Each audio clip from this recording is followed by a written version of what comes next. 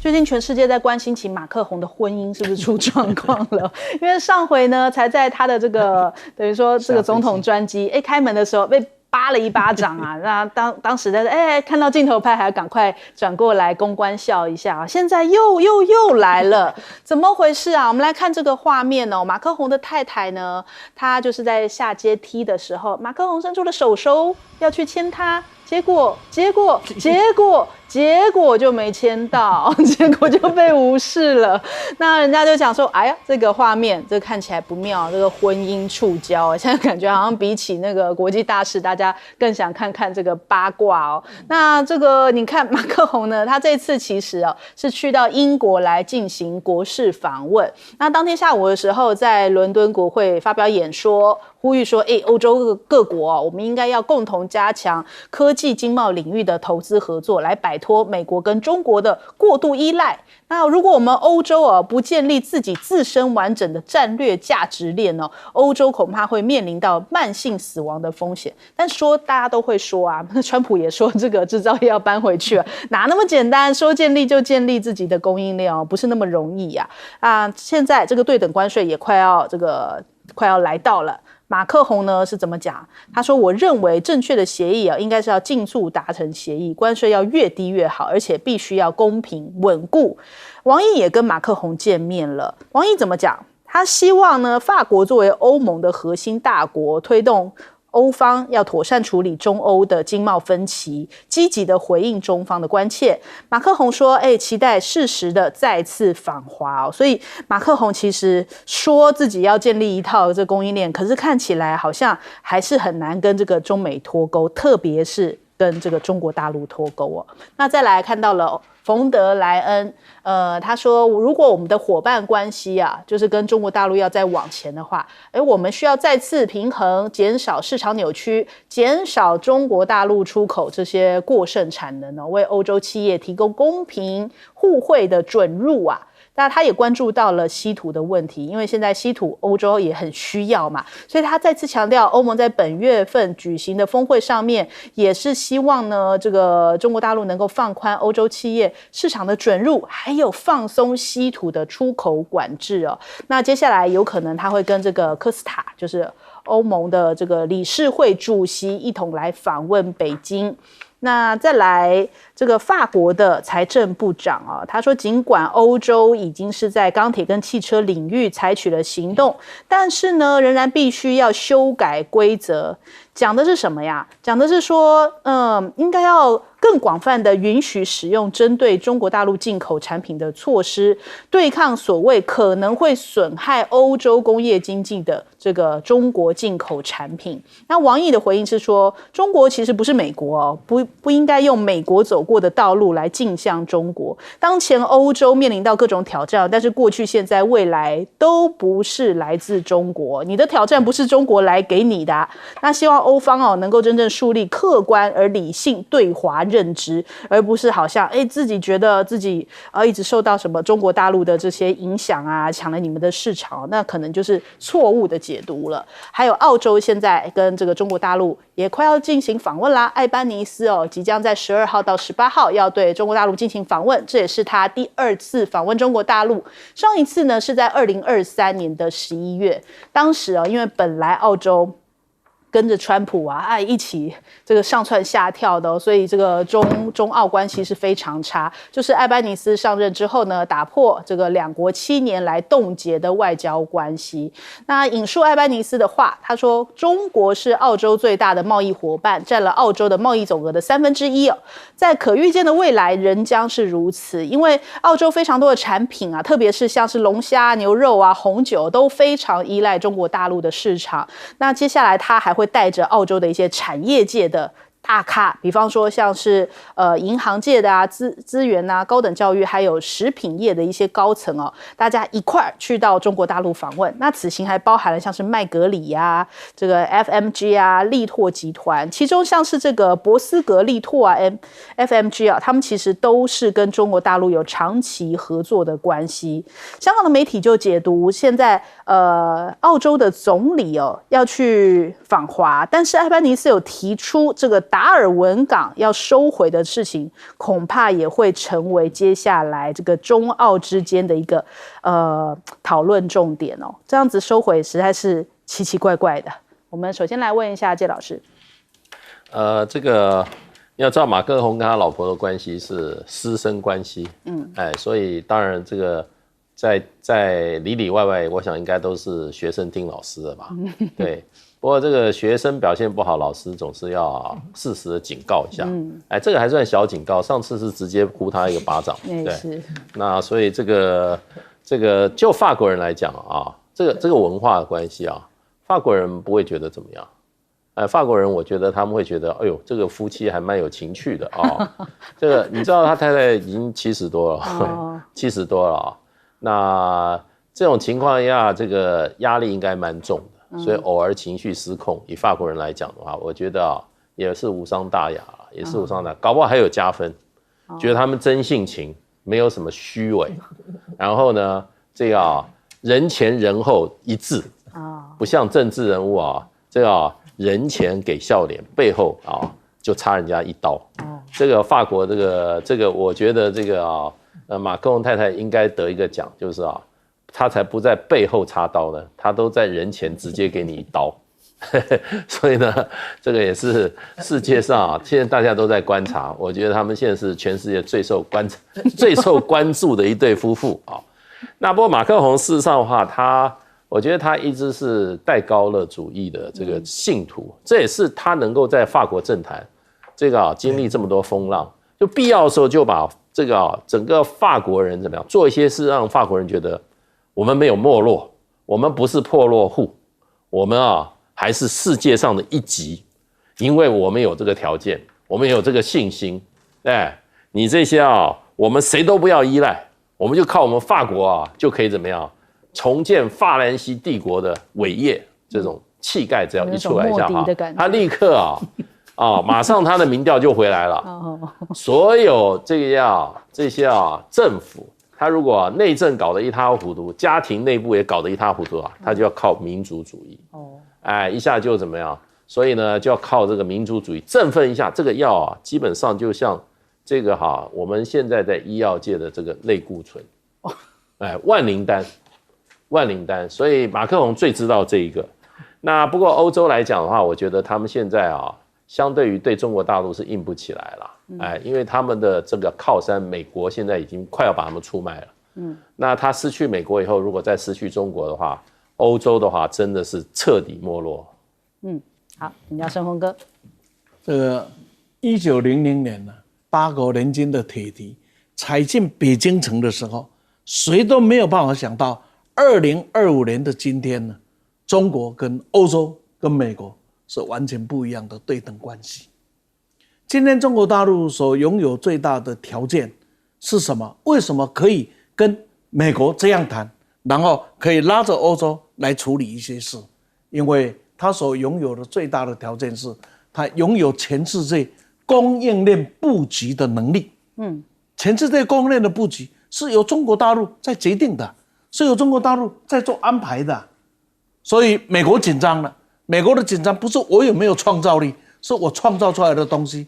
谁能够生产，谁能够供给，谁能够完成，欧洲也依然是如此。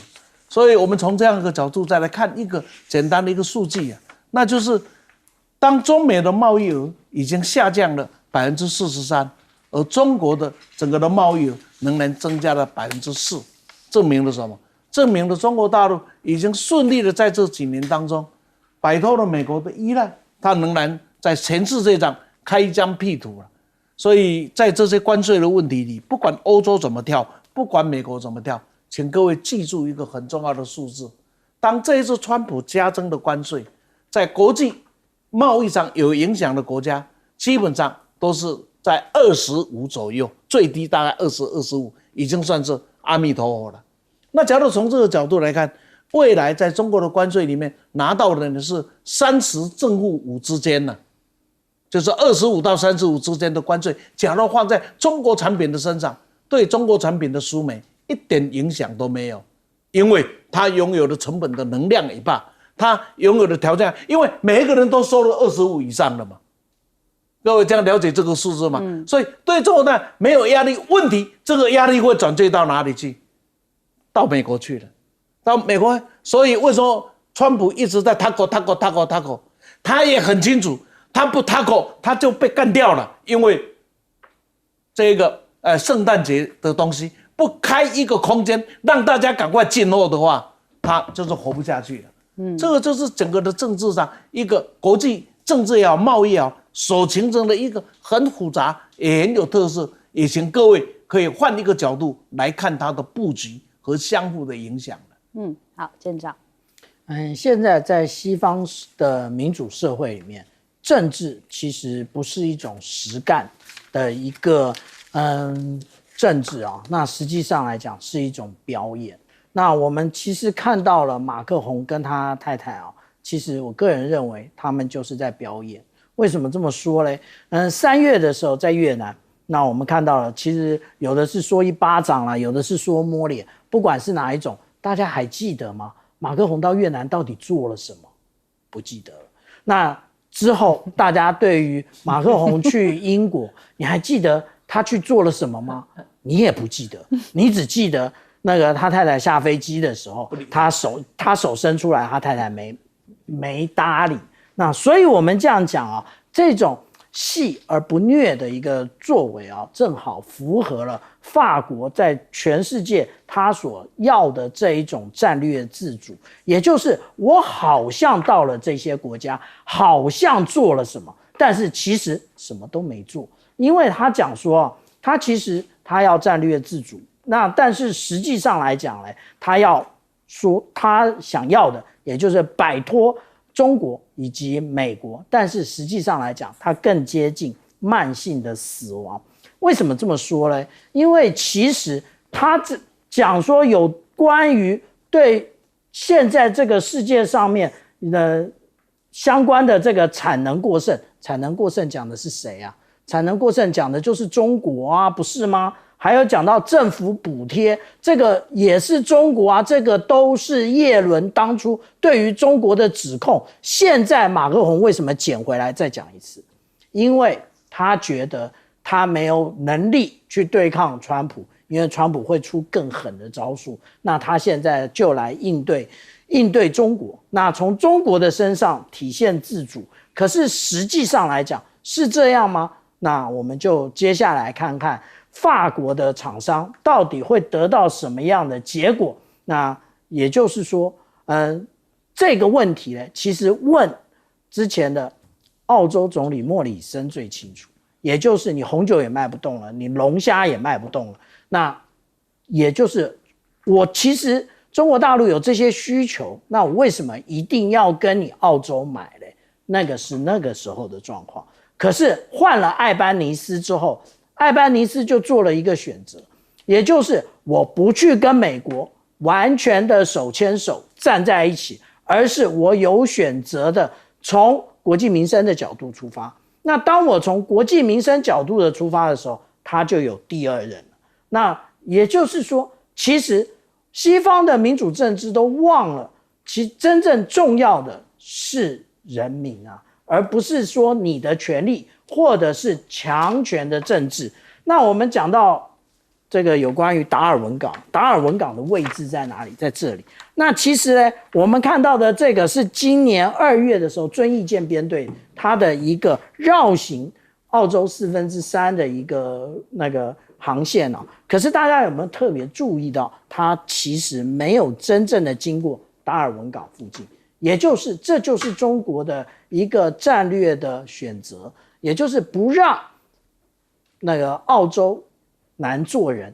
可是现在这个问题呢，被美国逼上台面，也就是说他们要把达尔文港变成第二个巴拿马运河。那这一个就要看艾班尼斯他的智慧要做如何的选择。好，我们先休息一下，广州忙回来。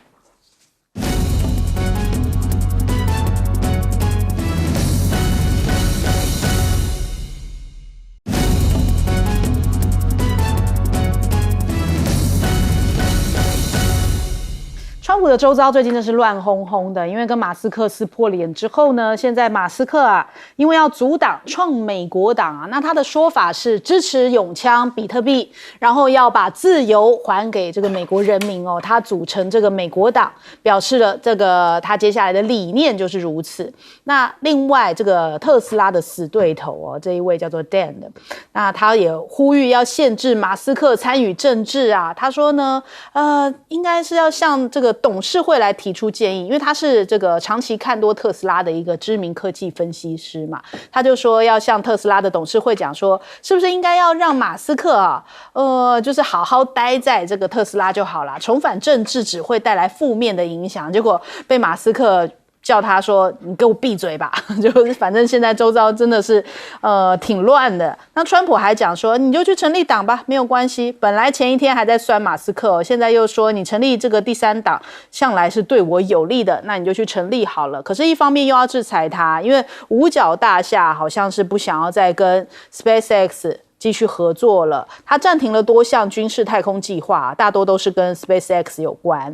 那可是要完全的切割还没那么容易哦，还在努力寻找替代者当中。还有呢，这个消息也是蛮离谱的，这是华邮的独家消息，就说有一名冒名者使用简讯以及政府通讯工具 Signal。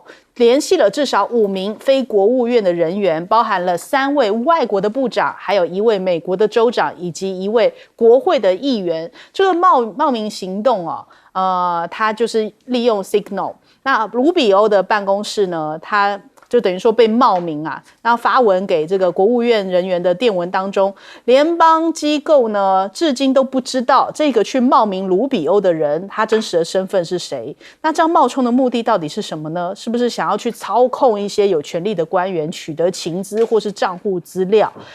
美国国务院现在也说要彻查此事哦，因为他这次的冒名啊，还联系了好几个国家的外长哦，这恐怕真的是会让一些很重要的国家机密外泄，所以他们要彻查，然后继续采取安全保障措施来确保防止这类事情再次发生。那官员他们也拒绝透露这个他们目前锁定的。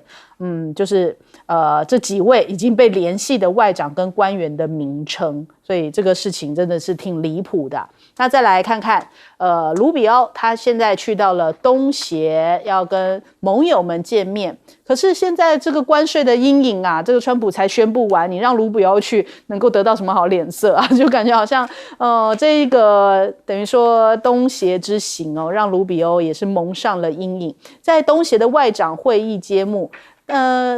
马来西亚的首相安华就痛批川普的关税，说这个关税啊、出口限制啊，还有投资壁垒，现在已经成为了地缘政治的竞争利器。他虽然没有具体点名美国，但是大家都知道他说的是谁啊。而且他说接下来要跟金砖国家更紧密的深化战略合作，因为金砖国家的合作已经不仅局限于政治层面，已经逐渐发展为融合政治、经济、社会力量的国际平台，所以他认为东协跟金砖啊，接下来是要更深化这个全球性这种治理体系，来这样的做一个建构。还有王毅呢，也是去到了这个东协外长会，会不会跟卢比欧见面呢？现在目前中国大陆方面是说没有可以提供的讯息哦，但是有可能就是希望美方啊，主要是美方可能是希望赶快跟中国大陆能够敲定这一个关税。但是现在看起来，恐怕还有变数。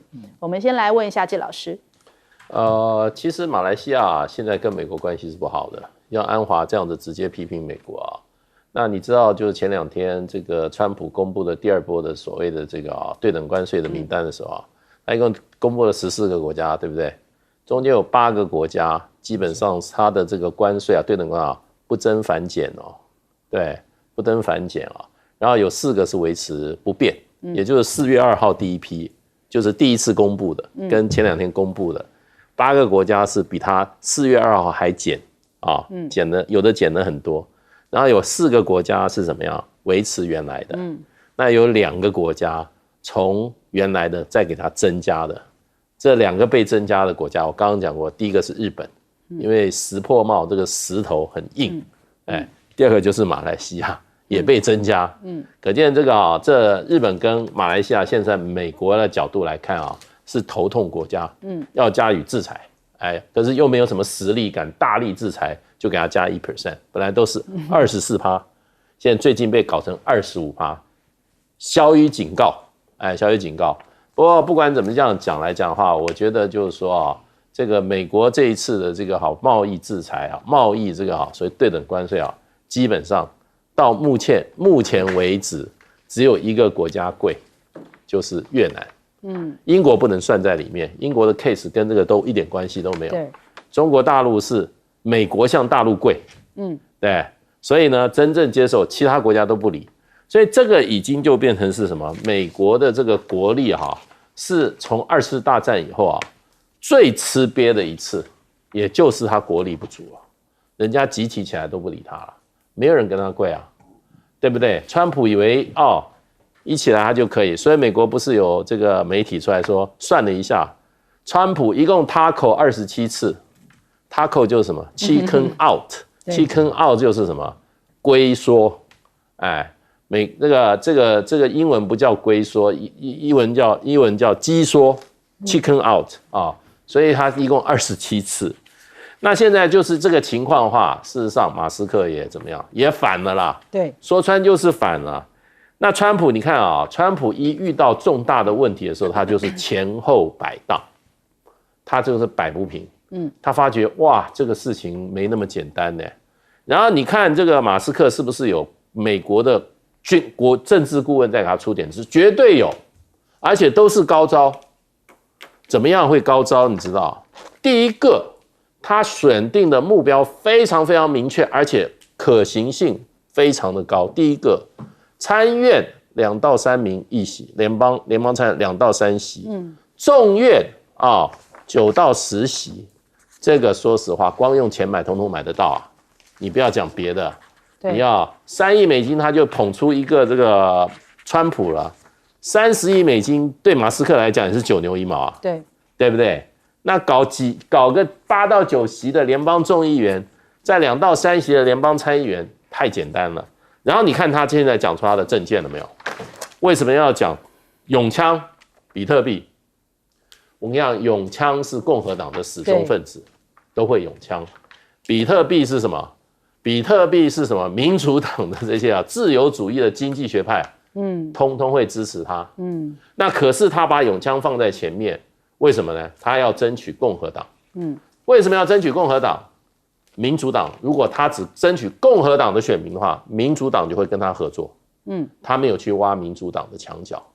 民主党会跟他合作，一起在某一些所谓的极红的州，这些席位永远都是共和党拿的，民主党一点机会都没有了。会在这些席位去跟马斯克去怎么样？去合作。所以我说，光这几点来看，马斯克只做生意，他不懂美国政治。可是我看他这几点来看，绝对后面有美国的高人，非常了解美国选举政治文化的高人在帮他出点子。我看他目前出的这2招，招招毙命。好，来问盛峰哥，这样子，这个千万不要小看有钱人出来组的政党对美国政治的影响。这一个布希之所以落选，克林顿之所以当选，是因为那一届有一个叫佩洛出来选，就瓜分了共和党的票。当这一个克林顿岌岌可危的时候的第2次连任，又是能够顺利当选，因为还是那个佩洛继续再选下去。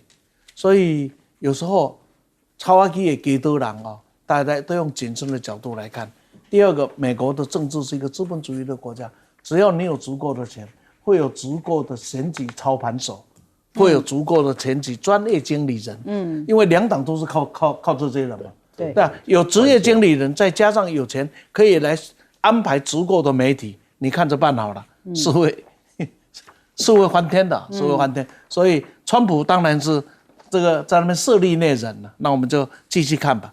第二个呢，我想告诉大家的是，世界上是在变的，东协也好，金砖也好，我们来看看这蛮好。先不要讲中国大陆的态度了，我们讲巴西现在搞金砖会议也是被威胁嘛，所以你们不能跟中国站队，我美国就要怎么样？那巴西的总统讲话就世界已经变了，世界上不需要一个皇帝。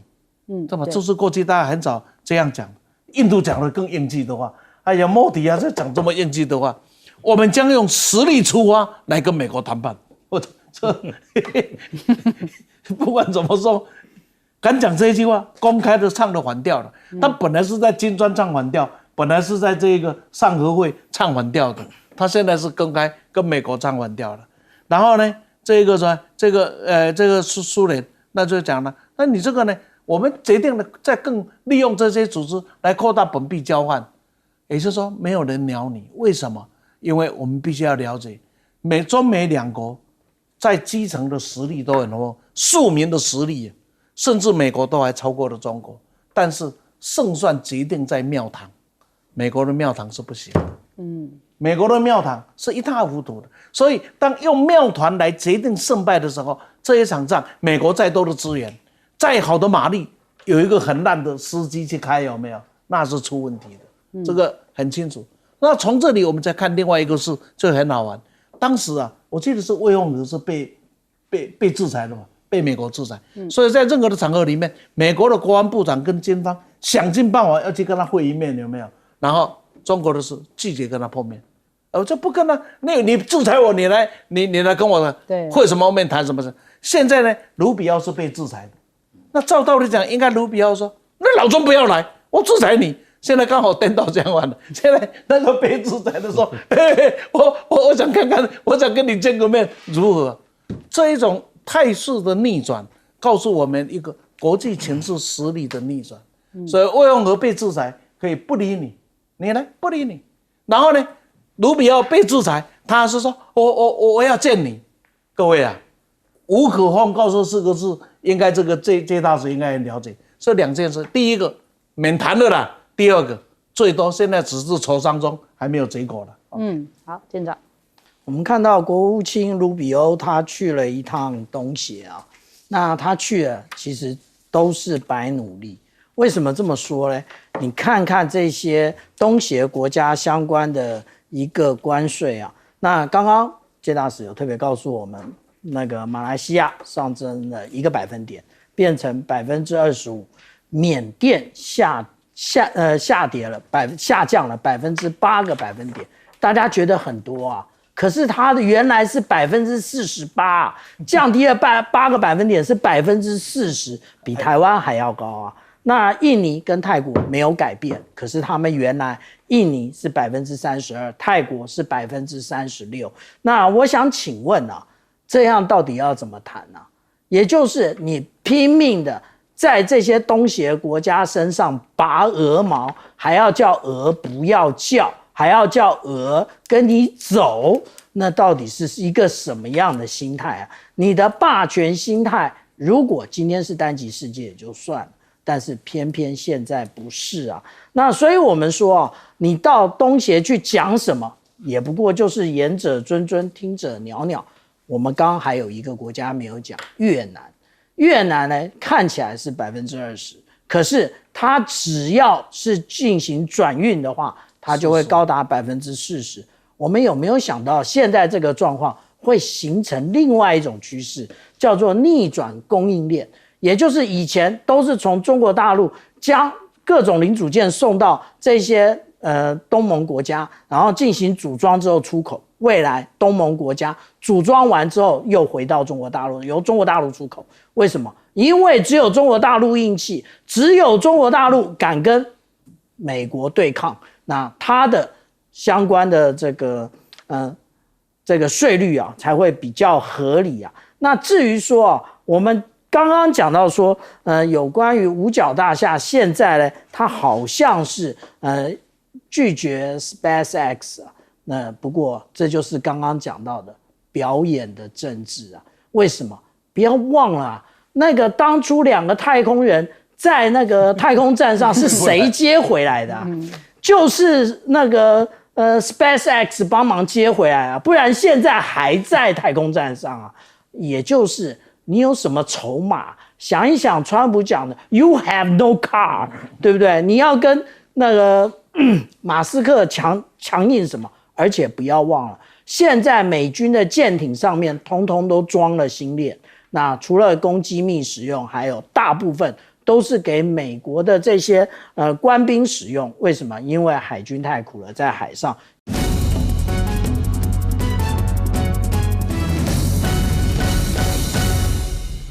欢迎收看《新闻大白话》，我是主持人翟轩，马上来欢迎一下这个阶段加入我们讨论来宾，前立委李承峰，主持人好，大家好，前大使谢文吉，翟轩好，各位朋友大家好，前海军舰长吕礼诗，主持人好，各位观众大家好。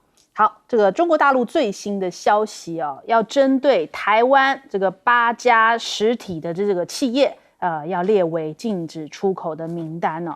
那来看一下这个中国商务部的公告，宣布包含了汉翔航空工业啊。那还有8家这个台湾地区的实体列入了出口管制管控名单。那他说呢，此举是要维护国家安全的利益，来履行防止扩散等国际义务。那可能就是跟这个美国的军购相关啦。那的确哦，我们看到在台湾来说，民进党他们常常会用一些，比方说你的竞选小物啊，是不是有跟这个中国大陆有牵连？比方说是不是大陆制的商品哦，来作为一些抹红的手段？那看看这个新竹双罢免总部的发言人林志杰，他就讲说，这个新竹立委郑正前涉贪污、反渗透这些罪嫌哦，那还带了这些诗经哦，印有郑正前。他这个人像的这样的诗经哦，这个是浙江所制造的哦，所以就交给了检方作为证物。浙江制造了这个恐怕也是一种会怎么样？会有什么国安的问题是吧？那我们也来看这个，我们也整理出来，就其实你民进党也不遑多让啊。过去呢，蔡英文2016年竞选期间推出的小英摇头公仔，一看 Made in China 呀，这个也是同样大陆制的啊。还有高雄的观光大使高雄熊，产地也是中国大陆哦。许志杰前一阵子的事情而已啊，办了这个国防部的马拉松比赛。你在国防部的马拉松比赛里面发放的是解放军95式的突击步枪的奖杯呢，这个不是更勇吗？更厉害！黑熊学院呢？黑熊学院是教大家这个全民防卫的，那结果你用的空拍机是大陆的空拍机，所以这个你们以你们的标准来说，这是不是也应该要？这个值得注意一下，是不是也是被统战啊？那再来看到了这个美国财政部长贝森特，因为现在大家都在看台湾什么时候放榜啊？这个对等关税，我们现在到底关税调到多少了呢？很有可能会是在明天早上，还有7个国家的名单要公布，而且下午还有更多国家哦，所以我们会不会在这其中，现在大家在关注着？那贝森特是讲说，他接下来会跟中国大陆的官员来会面。讨论的我们是不是能够超越贸易议题进入到其他的领域，这是他对外所说的一个说法。再来，中国大陆也警告了川普说，下个月因为他们现在暂时休兵嘛，下个月就不要对于中国大陆的商品恢复加征关税，容易引起呢贸易的紧张局势，而且呢，只要其他的国家跟进美国这样子排除中国大陆的供应链的一些协议的话，将会对这些国家也进行相关的报复。美国的学者怎么看？他说，将在未来几周之内的某个时间与中国大陆的对口官员会面，将会讨论我们是不是能够超越贸易的议题来讨论到其他的领域啊。那美国现在公布出来的14个国家，看起来现在日韩是挺惨的啦，日韩这个25%其实日本很伤心。可是也有人在讲啊，因为川普一开始是剑指中国，但是发现这种虚张声势好像对于中国大陆是作用不大，所以只能从较小的国家那边来获得利益。日韩可能就是被盯上的。南华早报甚至讲，最大的输家将会是美国，与美国有较大贸易顺差而较小的亚洲经济体哦。因此我这样讲起来，台湾恐怕也是在其中哦，就不知道我们到底放榜之后会是怎么样的一个数字，大家恐怕是没有办法安心睡了。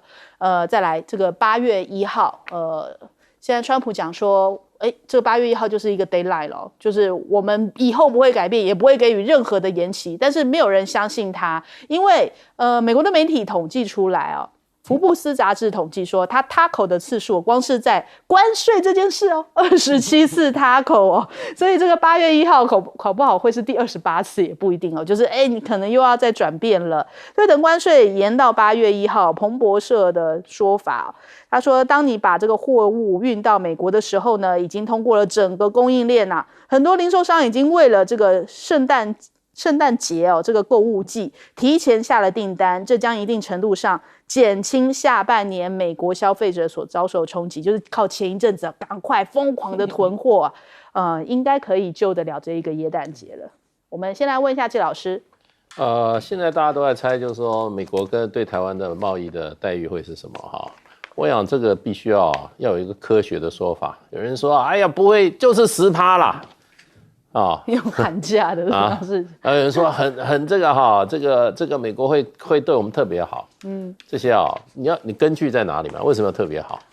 对，要知道美国这次在贸易谈判的时候，它最主要的一个依据，它不是原来有个公式算出来，你的对等性关税的，台湾是32%，对，4月2号那现在没有公布第二批，可是，在跟我们32%的时候，韩国是25%，日本是24%，对。为什么会这样？有没有人知不知道为什么？这个跟你跟美国的贸易顺差多少有关。我们跟美国去年的贸易顺差将近750亿美金，那日本在600多亿，韩国400多亿，所以才会有这个结果啊，是，对不对？所以这个要弄清楚嘛，不要在那边乱猜乱那个。所以正常状况就是说，如果赖清德没有把台湾卖给美国的话，正常状况怎么样？你不会高，你绝对不会低于25%啦，对不对？现在你川普前天给的日本跟韩国通通是25%，所以照美国的算法不会低于25%啊。所以那些猜10%的我就不懂是什么。对，你第一次给你了32%，对，那你再好，你就把台湾的东西再多卖，就把台湾再卖一个台积电给美国，搞不好美国会给你25%，要不然就32%啊。对不对？你看美国对韩国有优待吗？25%嘛，对日本本来24%，结果因为这个石破茂，对不对？跟石头一样硬，结果给它变成24变25，给它增1%惩罚，跟第一次有没有差别？没差别，所以你要打破32%的第一个差别是很难的，除非你怎么样，你把台湾还有很多可以做的，你知道，还有很多民进党还可以再舔嘛，还有很多可以舔啊。台湾有钱啊，产业还可以卖一批到美国去啊，你搞不好可以调25%。可这都不是很这些我不是说不重要，这些只是整个我们跟美国打这场贸易战受到损失的一部分。为什么？因为这个是对我们对美国的出口产业的影响嘛，对不对？我们对美国出口产业。去年你知道上半年美国市场在台湾的外销市场有多少？25%，那就是说我们外销的25%会受到美国这个影响，变成25%或32%，对不对？会受这个影响。那另外还有75%的市场会不会受影响？不会嘛，理论上是不会嘛。那可是你看看越南的例子，这就是美国拿出来的例子。他给你收20%的，你卖东西到他那边的关税，可是你对美国产品的关税你要变成0。你知道我们现在台湾平均关税多少？这个政府都乱，天天在胡扯。我们大概6%啦，对。可是我们工业产品平均是多少？4.5%。你知道我们农业产品平均关税多少？15%左右。15%左右农业产品农业产品是吧？谷类、肉类、鲜乳、海产，就这样子，这就是农业产品。这些我们的平均关税15%，那美国会叫你通通降0%，因为它跟越南就是你的市场要给我0%嘛，对不对？降0%以后，你说产的是谁？种稻的啦，养猪的啦，对不对？还有什么做鲜乳的啦，还有什么？俩鱼啦，抓鱼的啦，这些通通完蛋。那另外一方面，你这些通通我们这边零关税，然后到美国交35%关税以后，算一算钱的话，你值750亿美金吗？不值，不值怎么样？你就要买美国的东西来还债。买什么？买美债。买什么？买美国的什么？买美国什么东西你都得买。等买到750亿，这个好才会可以，他才会跟你结啊。所以呢，别想得太简单了。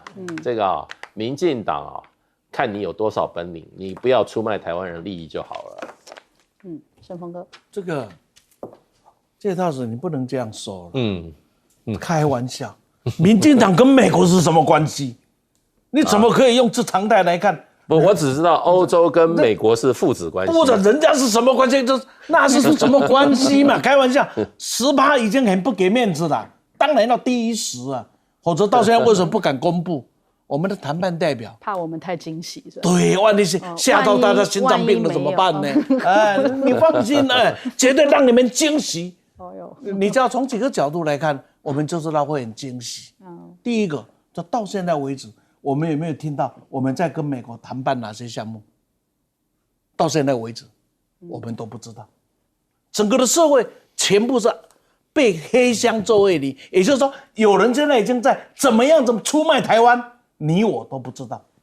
等到一签回来的时候，我们连叫都没有能力叫，因为我们没有能力去回击美国的。这是一个。第二个，我们负责谈判的人，过去有任何国际谈判事务经验吗？没有。那个人是谁？搞不好很多人还讲不出名字出来。就是我们的副院长。那你可以想想，谈什么到今天我们不知道，到底我们今天要什么交换？因为美国讲得很清楚，关税不是重点，其他才是重点。所以你可以看到，像日本、韩国，像欧洲，这是可以抽血的国家，他要抽的。那台湾是不是属于被抽血的国家啊？当然是嘛，怎么不是？我们引以为荣，因为我们有本钱被抽，你知道吗？我想的都高兴了。悲哀啊！为什么你要抽我哪一根血？你要抽我右手、左手，你也跟我讲一声嘛。我们现在要被抽什么都不知道你看，从现在谈判到现在几个月过去了，台湾整个都在一个不可知，但是我们知道我们的台币已经被逼升值了，对，扎扎实实的，我们的这个什么产业链半导体产业链已经被过去了，而且要求还要过去更多，1600亿，川普讲是3000亿，到底还有没有什么要出去的？好，除此之外我们再来看另外一个问题，那就是稀土的管制。这一次中国大陆对台湾出这个是稀土管制，这不是停止供应，它是管控为什么？因为我们每年从中国大陆进口的稀土应该6000吨左右，各位很难想象这6000吨里面呢，台湾的使用量没有这么多，那没有这么多，很可能就到哪里去了。所以中国大陆要对这里进行管制。第二个，不但要管制，它有管制3个东西：一个，你就从这里义买出去的，我要管制；第二个要管制是你直接用于军工产业的，我要管制；第三个要管制什么？说你的产品有可能成品之后是属于军工使用的，我要管制。各位，过去大概这种问题一发生，我们只要跟大陆shake 过去大家谈一谈，是可以谈的。我们大家这个东西，那现在呢？现在很抱歉，你就乖乖的等着人家决定要给你多少就多少，这就是两岸之间大家要了解的。最后我讲一个最简单的道理：假如今天台湾对中美的贸易是跟中国大陆结合在一起，跟美国谈的，跟台湾独自谈的，你觉得命运会一样吗？不会一样的。很抱歉，没有办法，因为我们视人家为敌人。既然是人家为敌人，所以人家当然对你就管控了。好，来问舰长。我们这么说也就是说，我们看到，现在中国大陆将台湾部分的厂商列为出口管制的名单里面。